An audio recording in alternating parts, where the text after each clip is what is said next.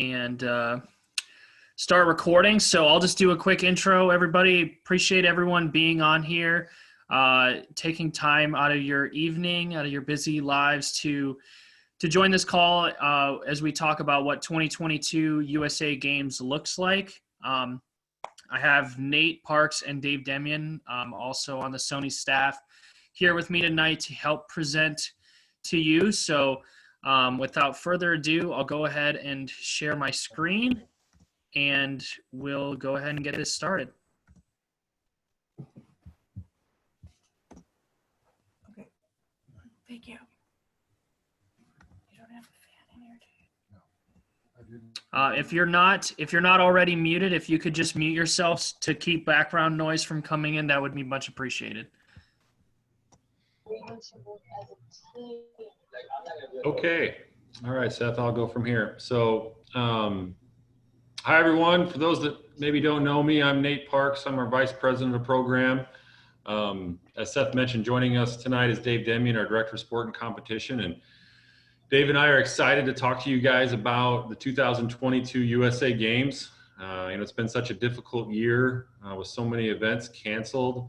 It's kind of fun to talk about something down the road that we have to look forward to. So, what we're going to do tonight is just try to give you guys an understanding of what the games will look like for Team Nebraska, and we'll try to answer any questions that you have. If you do have questions as we go along, just go ahead and type that into the chat, which should be at the bottom of your screen, and Seth will go ahead and keep an eye on that and let us know as we go through any questions, and we'll do our best to answer those. So, okay, Seth, let's go ahead and move on to the next slide. So the 2022 USA Games are going to take place in Orlando, Florida. It'll be the first time the games are in Florida. They're expecting upwards of 4,000 athletes, 10,000 volunteers, and 125,000 spectators. So it's pretty exciting for us to be able to be a part of it. Dave and I are going to talk a little bit about what Team Nebraska will look like in terms of the sports and the number of spots that we've been allocated.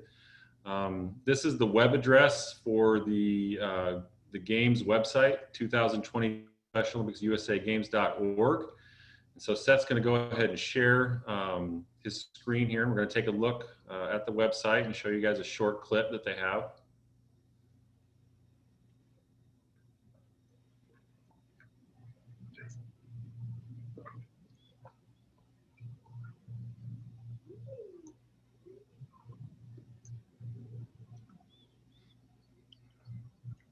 Can you hear it fine? Raise your records, go with everything you've got, amaze people with your skill. Together, we can change the world, and together, we will.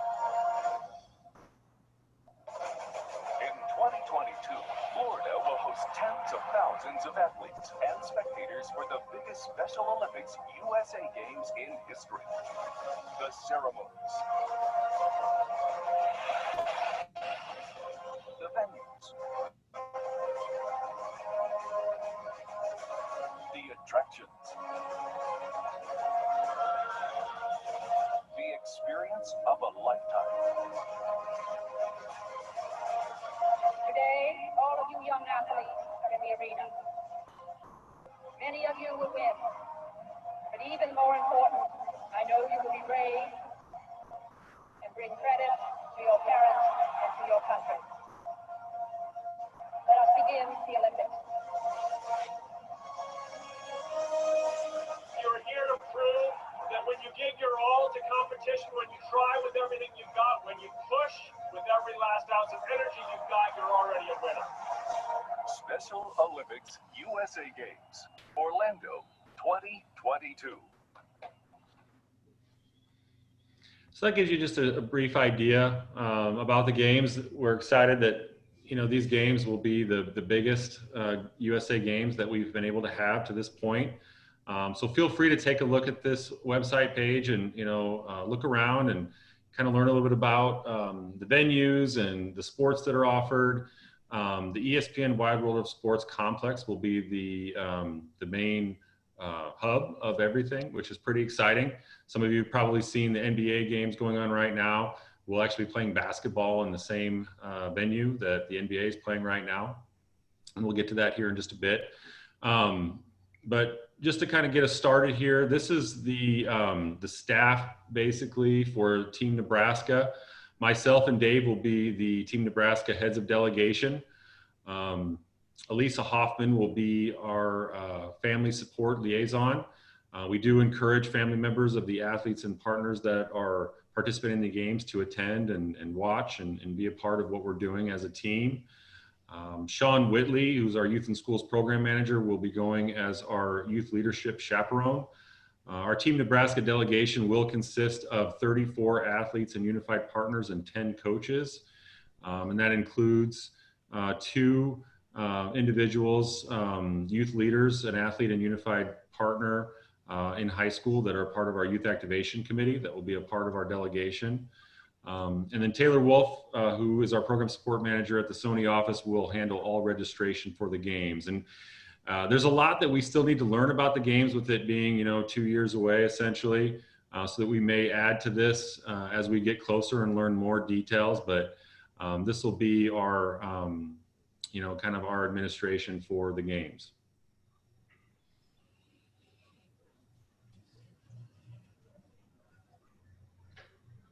All right, so the first sport that we were given our quota spot for is bowling. So we are going to take 2 female athletes and 2 male athletes, so we can maximize the number of events that they can do. So we'll enter them into the singles events. We'll have a pair of doubles females, a pair of doubles males, and then we'll put them all together as a team as well. So they'll get 3 events between that group of people. Our last one in Seattle, we had a pair of females, and we only took 2, so they were only able to compete in doubles and singles, in which singles they both got gold, and actually in doubles they got gold as well. And one of them was in the high performance category, which then qualified her for to represent Team USA in the World Games.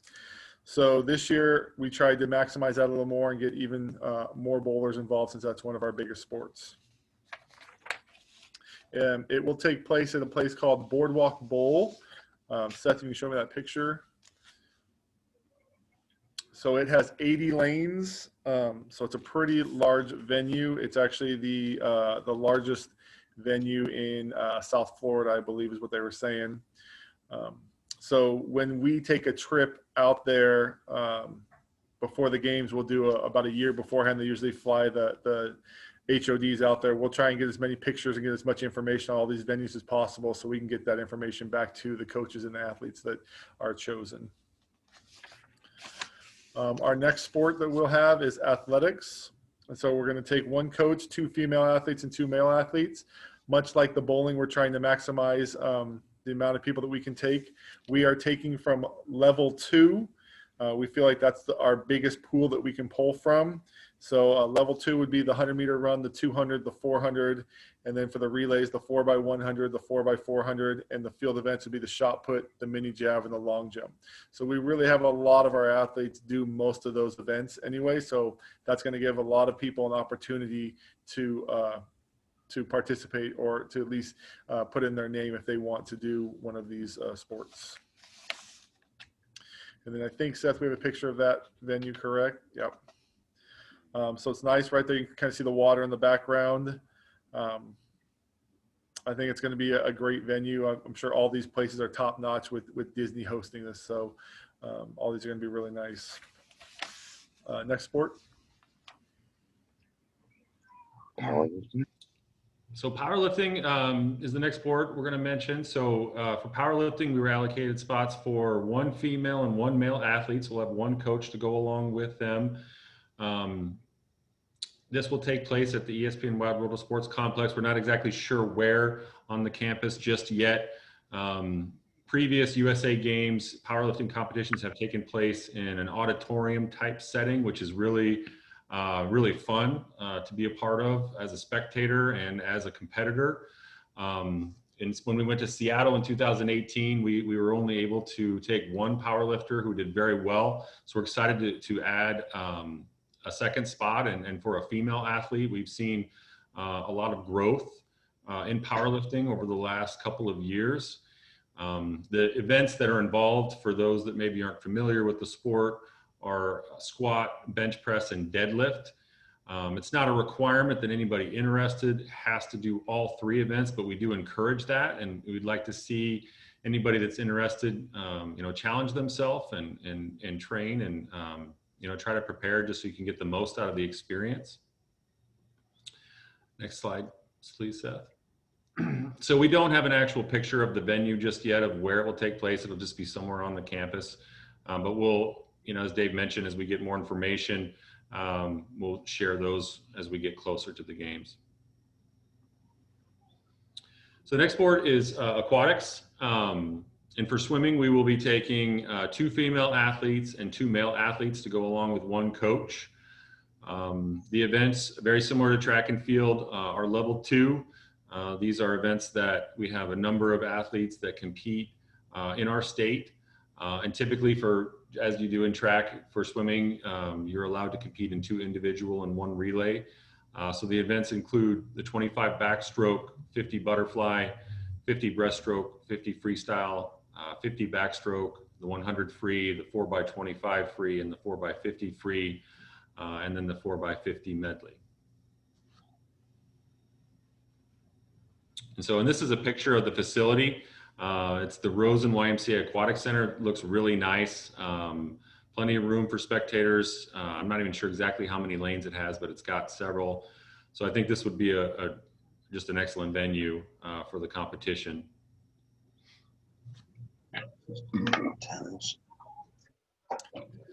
Moving on, next would be tennis. So we were allowed 1 female athlete and 1 male athlete, and that would be level 6. What we'll do is kind of what we did in Seattle. We'll have them play in their singles, and then they'll play in the doubles. It would be a mixed doubles if there is that division. If not, they would have to play in the male division. When we were in Seattle, both of our singles athletes got bronze in single, and then they got gold in the doubles. So we're looking to take our 1 coach and then the 1 female and 1 male athlete for that again. And their venue they'll be at is the USTA National Campus, which is obviously very large and very nice. So I think our tennis players are going to have a lot better time than they had at Abbott when they used to play out there. So this is going to be a great venue for them. Next, we are taking a unified golf team. So we'll take, both those will be males. So we'll take a male athlete and a male unified partner, and they'll be playing level 3 alternate shot for 18 holes. And that is similar to what we took last time. These are 2 of our golfers that were in USA Games, and they end up being silver medalists. And then they actually were the only team that we sent to World Games where they ended up getting a gold in World Games. That location, I just checked in with them today with the governing bodies, and they have not finalized the location, but Central Florida has so many golf courses, I don't think this is going to be a problem for them to find a very nice course for them to play on. Next, we'll be taking a unified bocce pair. So we will take 1 female athlete, 1 female unified partner, 1 male athlete, 1 male unified. So much like our other sports, we're trying to just maximize it. So we'll have them play in singles, unified doubles, and then a unified team. So they will get 3 different events for them to participate in throughout the week. Back in Seattle, in singles, our athlete got a silver, and our unified team ended up with a gold. So hopefully we can add to that this time. That is a picture from what the venue looked like in Seattle. It should be very similar to this in Orlando. Many of the national games and world games are going to indoor bocce, so the playing surface is going to be even, unlike grass, kind of like we tried to do, would be 2 years ago now, that we had our bocce event. So very similar to what we're transitioning to as well.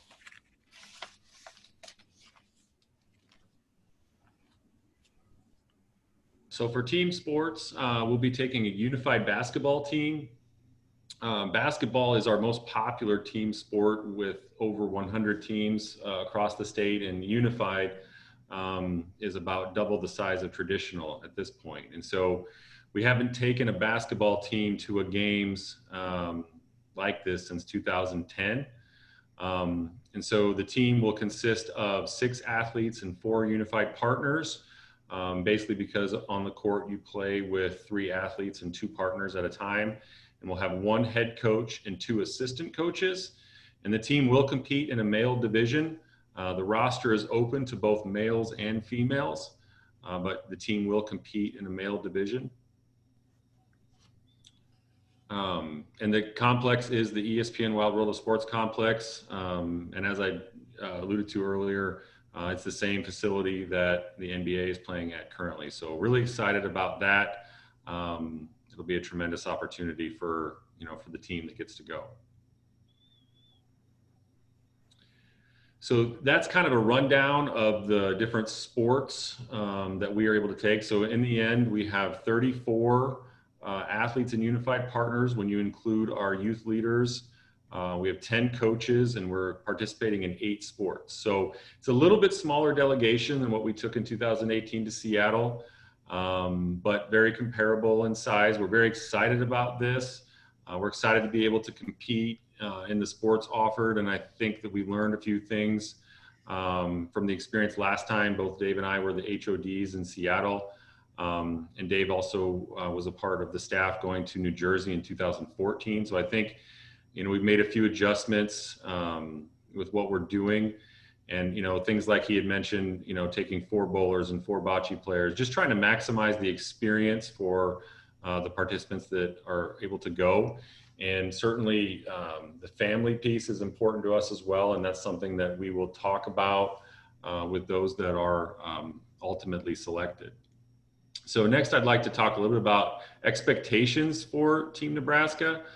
It's very important that sportsmanship is at the forefront of what we're doing. We want to represent Nebraska well. We want to make sure that we don't have any code of conduct type issues with anybody that's a member of our team. And we'll be talking about, those types of things as we prepare for the games. Oftentimes you've heard those that have gone to events in the past, or talked to us about this, that USA Games can be referred to as a walking games. In 2014 in New Jersey, there were a lot of complaints about long bus rides and people having to wait. And so Special North America staff really tried to listen to that and find centralized locations to host events like this. And in Seattle, it worked out really well. There were very few sports that were off campus, and the bus rides were very, manageable. But one thing that people need to understand is that you are going to walk a lot. I would say in Seattle, we average probably 20,000 steps a day, if not more. And, that was over, a 7-day period. And the games can be very demanding for everyone involved. You're sharing rooms. You're not getting a ton of sleep. You're on the go quite a bit. And in Florida, we're going to be dealing with heat and humidity. Whereas in Seattle, we were generally in the 70s every day with really nice weather. So it's going to be very important that health and nutrition is a focus for Team Nebraska. And that's part of the reason why we are trying to do this now and select our team, which we'll talk about the timeline a little later, a little earlier, so that we can prepare a full year in advance for the games. One of the other expectations involves attending training. Practice and training is expected of everyone. And, in some cases, we may have athletes and coaches in different communities. We may have teammates in different communities. And, there are some things that I think that we learned from the Team Nebraska roster that went to Seattle and some of the challenges that came with that. And we'll look at that with our board when we do go through all the applications in early 2021. But practice and training is expected of everyone, and travel may be a component of that. Media, it's very important that everyone understands that it's required to participate in any requested media session. I know for some it can be a bit uncomfortable, but it's something that, you know, it really supports our program as a whole. It supports the athletes and unified partners and coaches that are part of the team. And sometimes it can lead to really special things. If you look at the 2022 Games website, there's actually a bio and a short video of one of our athletes, Wyatt, who was a part of our Team Nebraska delegation in Seattle. And we're going to go ahead and play this video for you so you can kind of see what could potentially happen. Because we have so many people that have just wonderful stories to tell. What was the prognosis for Wyatt when you were at the hospital? This is going to be hard for me. 23 years ago, the Spalding family welcomed identical twins, Weston and Wyatt, into the world. While Weston would head home from the hospital a month later, Wyatt would stay. Diagnosed with cerebral palsy, the Spaldings were told that Wyatt would likely never walk, if he even lived at all. The prognosis was not real good, you know, but he was a fighter. I guess we've been through a lot. I know it was hard on my parents, like when I was first born. They didn't know if I was going to live or not. And then, I don't know, just like a lot of ups and downs throughout the years because of dealing with CP. The Spaldings rallied around Wyatt, encouraging him to chase his dreams, no matter how ambitious. Surrounding yourself with like friends and family that really want you to work hard and push you to be the best you can be is really a big part of why I'm successful. He is a competitor, and he and his brother have competed against each other their whole lives, and it's made him better, and probably his brother better too. Our competitiveness is definitely similar because, I mean, we're always competing against each other. Our love for, like, basketball, that's something we share. Wes would either blow me out or keep it close and then win at the very end. So he kind of taught me how to be tough and just, you know, if you want to be like everybody else, you just got to fight back and work harder. Tennis was the sport his dad taught him, and Wyatt thrived on the court. I played tennis when I was 13, and I just kind of liked it. I was like, oh, I'll play tennis and basketball. I'll just play those. And then I started to get good, and I was like, oh, I could really be pretty good at tennis. And I like competing, like at the highest level I can. Special Olympics has been a godsend for him. This was his goal to be here. I admire him. Wyatt found his confidence and his message to the world. People are always going to doubt you. You know, you can't listen to that. You just got to fight through it. And if you really want to be good at like anything, you got to like work hard and put in the hours and make sacrifices to be good at either sports or anything in life.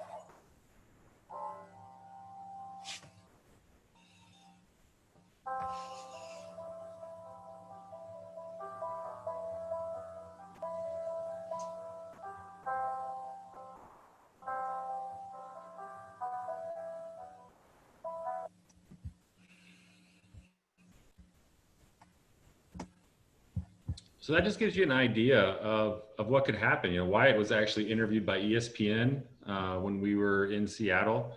ESPN is a partner of Special Olympics North America, and many of the events and competitions were shown on ESPN, you know, for a highlight show every day, and the opening ceremonies were live on ABC, and we're anticipating in 2022 seeing something very similar. So media is something that everybody just needs to understand is part of the deal. And it you know, there's a lot of local interest too. We had a number of our team members that went to Seattle that were interviewed locally by their local newspaper or TV station, and it just brings a lot of opportunity. You know, I see Rachel has joined us today, and I'm sure Rachel could tell you all about how much her life has changed since she went to Austria a few years back. So it's really a tremendous opportunity. But it's something that we want to be very upfront about from the get-go. And then fundraising is a component as well. You know, the games are an added cost for us as a program.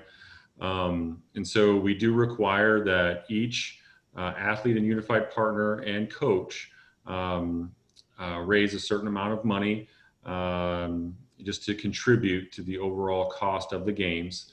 The number that's required for these games would be a minimum of $600 per athlete or unified partner and $300 per coach. And team funds cannot be accessed for that. It needs to be raised outside of what your local delegation does. But we can certainly help with ideas and kind of brainstorm, ways of going about that if fundraising is not something that you have, experience with. And in the past, we've seen some of our athletes have a tremendous success and actually donate some of the funds that they raise to other athletes. So you never know how that's going to go, post COVID-19, but that is certainly something that people need to understand as well. And I'll let Dave talk about the uniforms. Yeah, I'll just piggyback on some of that Nate was talking about. We will do some media training as well, where we will have a camera and we'll kind of interview athletes and coaches and kind of talk them through some things if they're not comfortable or used to that, just so that they do become more comfortable. The first video that Seth showed us of that little 1-minute clip that they had of Orlando, I don't know if you noticed, we had 2 of our Nebraska football players were in that, and then Wyatt was in that little clip. So that's kind of nice out of that 1-minute clip that we got 3 athletes put in that. And then the Wyatt Spalding story, the tennis story that we watched, the first time I saw that, I was actually just in a room in Orlando, and I heard his voice behind me and turned around, and someone was watching ESPN and saw the little clip of him. So they're always looking for compelling stories and things to run, just like they would for any other event, whether it's the World Series or the Super Bowl or this. They're always looking for stories to run. So, when we have our team, we submit stories, and if they choose them, then they interview someone. And that's what happened to Wyatt. He got chosen and ended up having his story told. So it's a great thing. It's a wonderful opportunity for our athletes. Another thing is then you kind of become Nebraska kind of becomes known for things, and we actually had one of our athletes help design the logo for Orlando. So it's great for our athletes, unified partners, coaches to experience this. And so we hope that, everyone will have a great time this year like we did in Seattle. But as Nate alluded to, I'll talk about uniforms and things like that. So we will provide uniforms for all the sports. We'll provide all your travel bags, your backpack, any leisure travel gear that you'll need. We'll do all of that. And then we'll do some trading things as well. A big thing at the games is to trade pins or uniforms at the end of the competition with other athletes from other states. A lot of these become lasting friendships, where I know some people still text and call people that they've met in 2018, 2014, things like that. So they look forward to seeing them again or just keeping in contact with them throughout the time. And the amount of athletes that you see there is amazing, and it's great for everyone just to kind of just hang out and just have a good time. But we're there to, play and compete.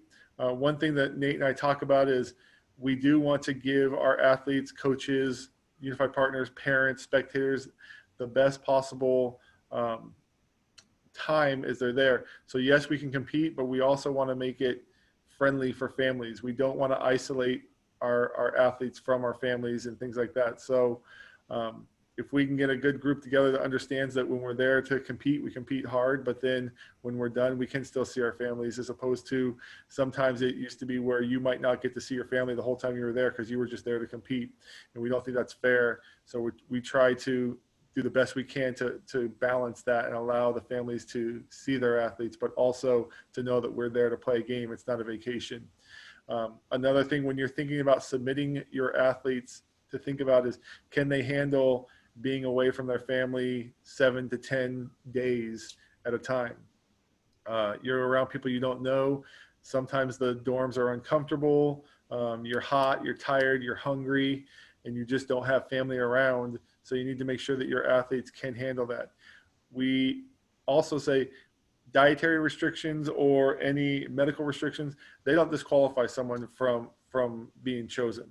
But we just need to know ahead of time what we're looking at, so that when that person is around a coach that they don't know, we're setting them both up for success. And we don't think it's fair to put a coach in that position. It's not fair to put that athlete in that position either. So when we have our form to fill out, just be real honest with it. And again, those questions are just there for information. It's not necessarily to disqualify anybody from making a team. And Nate will talk a little bit also about what we're going to use this year as a qualifier, since COVID kind of eliminated most of our sports this year, which would have been our qualifying year. So Nate, you want to talk about that a little bit? Sure. So yeah, and a couple questions that have come into the chat I'll address as well. So as Dave mentioned, normally this would be the year that we would use competition. And what we've typically done in the past is, if you were applying for a specific sport, you would have had to have finished in either first, second, or third place in your division in that sport for that qualifying year. Obviously this year, we've had very few events due to the COVID-19 pandemic. And so we're going to be very flexible as we look through the applications. What we really want to see is that the person has competed in that sport that they're applying. And you can apply for multiple sports. If you compete in multiple, you're only able to compete in one at the games if you are selected, but you can apply for multiple sports. But we are going to look to see that each applicant has competed in the sport in which they're applying within the last 24 months. So we will be very flexible, and we're not going to focus on who finished first or who finished second. Really, as Dave talked about, a lot of what goes into a games like this in terms of being successful involves, being away from home, and the travel and the physical demands with the walking, and, staying in a dorm, and the heat and all of those things, being around people that maybe you don't know as well, a coach, other athletes, partners, people that are on your team.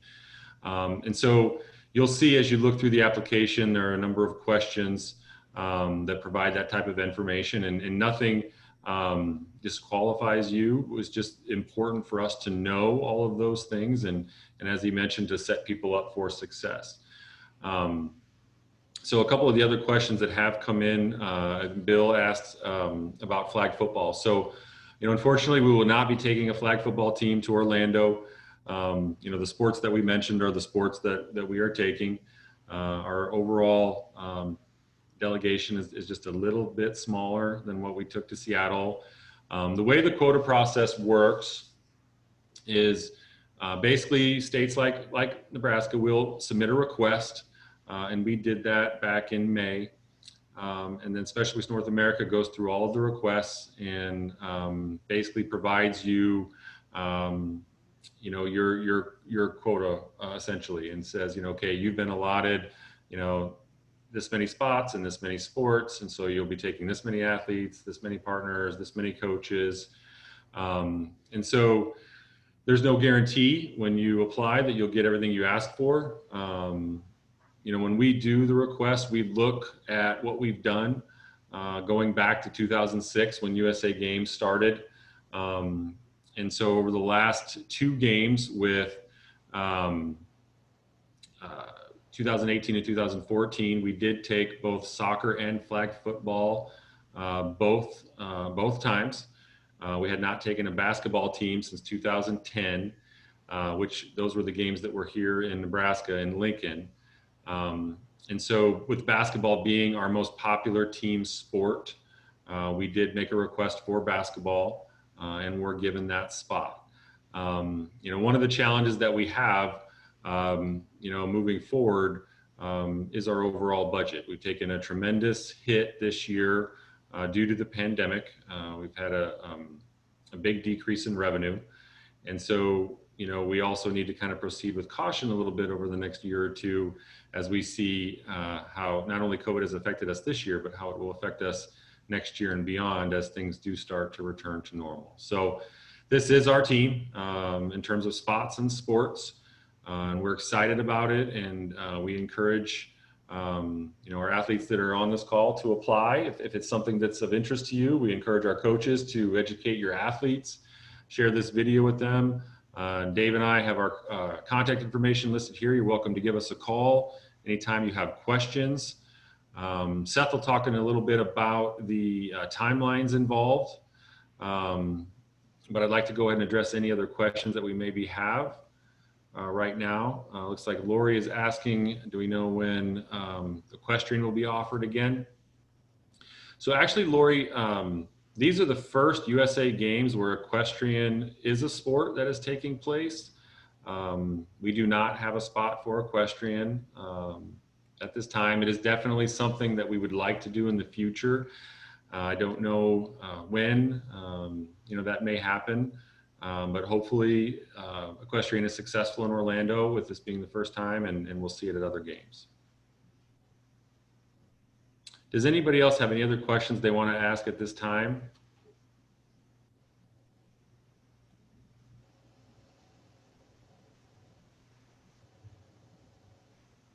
Dave, do you have anything else you want to add before Seth talks about the timelines? I think I'm good. If we have no other questions, we can move on to Seth then. Perfect. All right, guys. Well, I'll jump really quick to our website here to just show you where to find the information to find our USA Games page, and then I'll talk quick over what the timeline looks like. So here, I'm sure all of you are familiar with the main page on our website. So if we scroll over sports, and then we go to games and competitions, you'll see that one tab here is our USA Games page. So right here is where we will update information for our USA Games page. You'll see that here is a banner picture from our soccer team at the 2018 USA Games. You'll see here, is the page that we have this living here. We'll update this as it's in June, but it's in Orlando, Florida. Applications are due January 4th. That's the Monday that we get back, or many of us will get back from Christmas break. And that's when we are back in the office the first Monday after the break.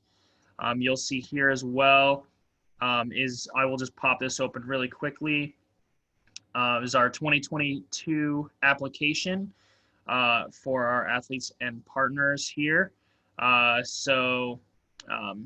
Just go ahead and give this a look through. Just make sure, like we said, fill it out honestly. We just want to make sure we're setting our teams up for success, with any accommodations that we need to make for our applicants. And then I'll stop sharing here. And then lastly, so what our application process looks like timeline. So like I said, Monday, January 4th is the deadline for applications. In January, we will pick our coaches for Team Nebraska. In February, we'll pick our athletes and our partners. And then in March, we'll notify those that have been chosen to represent Team Nebraska. And then summer 2021, we'll have our first Team Nebraska meeting. I'll make sure that we get those dates, those estimates on that USA Games page that I showed you guys, just so that you guys can reference it. But that's about what the timeline looks for everybody. Hey, Seth, real quick. So we are working on making those all fillable PDFs also. I know Taylor was working on that today, so we should hopefully have those done by the end of this week. The problem is there's just so many little check boxes that it takes a long time to go through and create each one of those individually and to make it easier and user-friendly. So our goal is to have that up by the end of the week as a fillable PDF also, so you don't have to print it off, write everything out, and send it back in that way. Yeah, that's great. Thanks for noting that, Dave. And there will be a separate application for coaches that will be listed there as well. As Dave mentioned, we're just working on making those all fillable, but there'll be a coach application as well as the athlete partner application this week.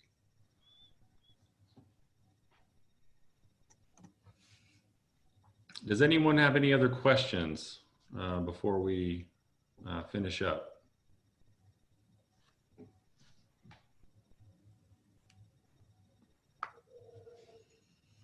Okay, well, if you do, oh, looks like we got one. Will basketball be a whole team from one delegation or a different athletes from different towns? Lenny, that's a great question. And in all honesty, we're open either way. I think it's going to depend on who applies.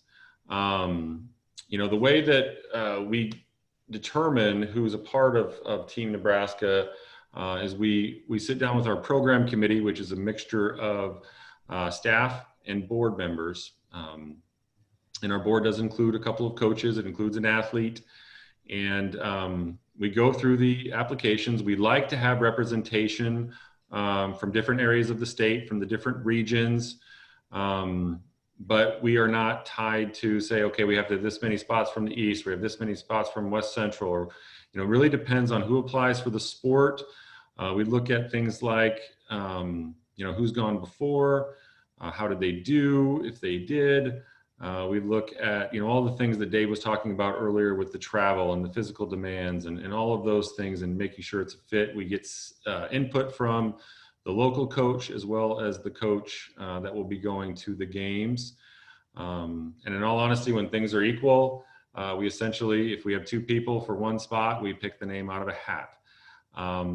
So it can be a very challenging process, but we try to go through that process and be as fair as we can.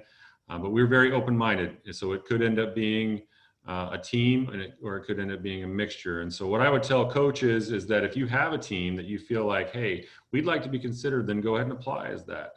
And we'll discuss that. But if you have, say you have 10 individuals on your team and only 6 are interested, you know, then say, okay, we'd love for these 6 to go, and maybe we can combine with, you know, 4 members of another team or something like that. So we're very open-minded, knowing that, you know, the way people apply, it's going to look differently.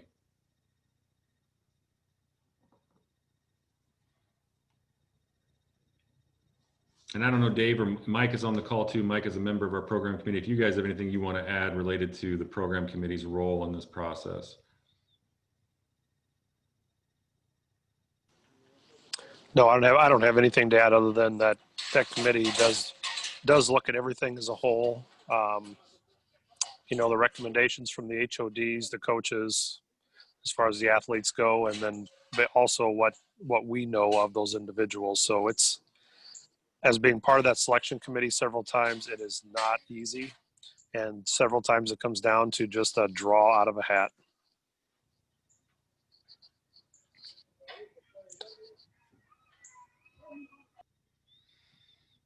Well, if there aren't any other questions, we'll go ahead and wrap up here. So we really appreciate your guys' time and your interest. We're very excited about this.